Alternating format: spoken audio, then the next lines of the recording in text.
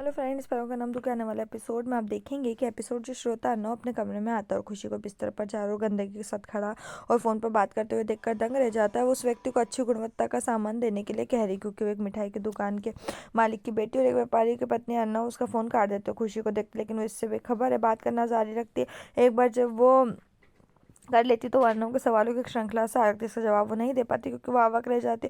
वो हमेशा की तरह बिना रुके बात करती और चली जाती। नानी अंजलि और पायल बैठी और अंजलि और उसके बच्चे के बारे में बात करे, तभी मनोरमा आती और सोचती कि फैंसी ड्रेस कंपटीशन के लिए क्या तैयार किया जाए। वो सोचती कि उससे पायल होना चाहिए और उसके साथ मगरमच्छ के आंसू पर ताना मारती। हालांकि नानी को वास्तव में पायल और मनोरमा के बीच एक रोल रिवर्सल का विचार पसंद है, लेकिन फिर मनोरमा को पायल की एक फ्लैश मिलती जो उसे आदेश देती है और उसे खारिज कर देती है। अर्नव खुशी की तलाश में आता है, लेकिन कोई नहीं जानता कि वो कहाँ है। एचपी उन्हें बोलता है कि वो कहकर जल्दी चली गई कि वो काम पर आई थी। अर्नव चला जाता, बाकी सब हैरान। अंजलि खुशी को फोन करती है। खुशी अंजलि से कहती है कि वो अपने काम के पहले दिन वो वापस आ जाएगी। अर्नव के ऑफिस में सभी कर्मचारी खाने के लिए लड़ रहे हैं, लेकिन जब अर्नव अंदर आता है सभी जल्दी से अपना टिफिन उठाकर अपनी सीट पर चले जाते हैं। वो माफी मांगते और उसे बोलते कि उन्हें अभी डिलीवरी मिली है।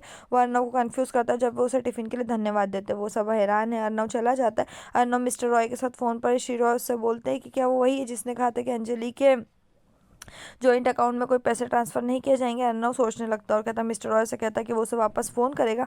वो याद करता है कि श्याम अंजलि और उसके बच्चे के लिए कमरे को गुलाब से सजाता है और इस पर वो बहुत सोचता है। अंत में वो श्री राय को वापस फोन करता है। अंजलि के अकाउंट में पैसे ट्रांसफर नहीं होंगे, बल्कि पर्सनल अकाउंट में करने के लिए कहता है। उसे लगता है अगर श्याम वास्तव में अंजलि के प्रति गंभीर है तो उससे पहले उसका ख्याल रखना चाहिए।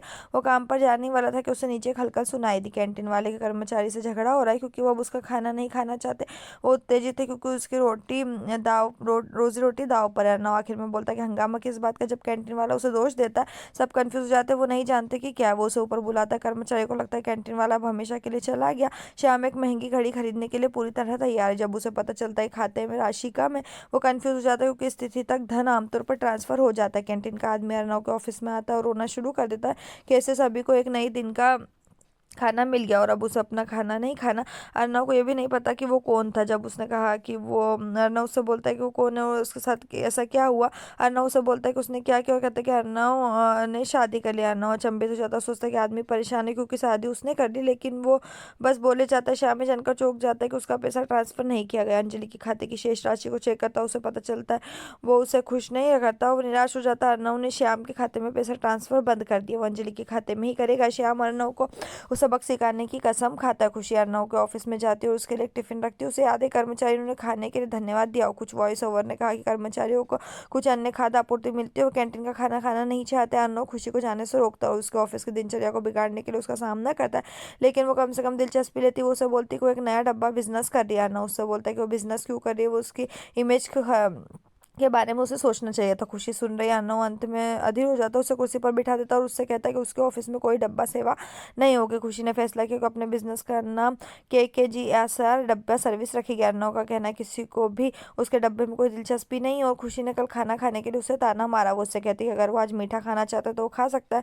चीनी नहीं है। खुशी फोन पर बात कर रही कि ठीक वैसे ही अर्नव ने ईयरफोन लगा रखा। जब वो फोन रखती है तो वो कैंटीन वाले को बोलती है खुशी गार्ड से अपना बिजनेस बर्बाद करने की शिकायत कर रहा है। उसे बुरा लगता है। पायल अंजलि नानी अंजलि के बच्चे के लिए कपड़े तय कर रहे हैं। तभी मनोरमा ने कहा कि वो फैंसी ड्रेस कंपटीशन के लिए अनारकली बनेगी। नानी कहती कि मनोरमा अकबर हो सकती, पायल अनारकली हो सकती। तभी खुशी खुशी से आती और सभी को मिठाई देती क्योंकि उसका बिजनेस सफल है। हर कोई उस पर उलझन में दिखता है और खुशी माफी मांगती क्योंकि उसने अनुमति नहीं ली है। जानकर और भी चौंक जाते कि उसका टिफिन सर्विस का बिजनेस है। अर्नव अपने कर्मचारियों को हाथ में खुशी के टिफिन लिए देखकर खुश नहीं है। वो उनसे बोलता है कि उन्होंने इस लंच को ऑर्डर क्यों दिया। वो उसे बोलते हैं खुशी घर जैसा खाना बनाती है। अर्नव ने बोलता है कि उनमें से कोई भी अब कुछ भी ऑर्डर नहीं करेगा। वो विरोध करने की कोशिश करते लेकिन वो नहीं सुनता और कहता कोई भी उससे कोई सवाल नहीं करेगा कभी भी। लेकिन जैसे ही वो जा रहा है कोई मुख्य रूप से विरोध करता है और सभी को चौंका देता है।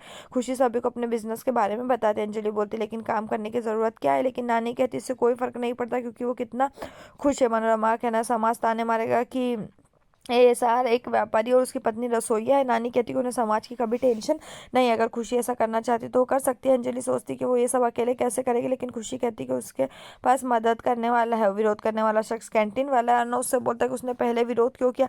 वो कहता है खुशी ने उसे अपना पार्टनर बना लिया। अर्नव की नाराजगी के लिए खुशी की बहुत तारीफ करता है। यहीं पर एपिसोड खत्म। आने वाले एपिसोड के लिए हमारे साथ जुड़े रहें, चैनल को सब्सक्राइब करें, साथ में बेल भी प्रेस करें।